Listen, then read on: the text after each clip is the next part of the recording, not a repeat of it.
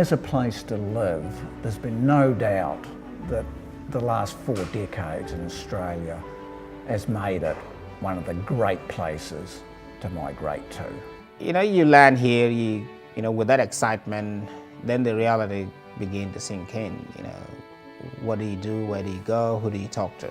We describe our generation, we are a wars generation, because myself, I've been in 3 wars different. We've got these diverse groups who are coming in, but how are they integrating and working with each other?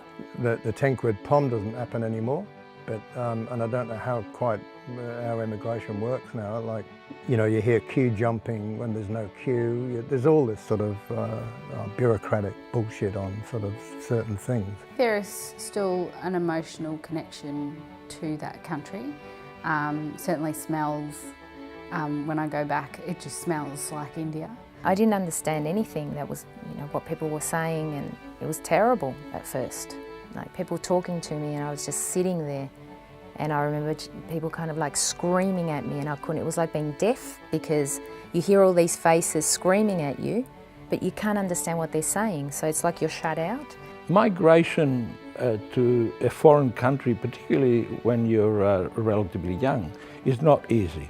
It was good growing up in that sense that, living in very multicultural communities, it made the transition for me personally easier, because all my friends were from different parts of the world. I was the only African, but we had Lebanese and Asians and Turks and Greeks and Italians, and also Australian, Anglo-Australian kids as well, who were great because they were kind of used to growing up in that environment.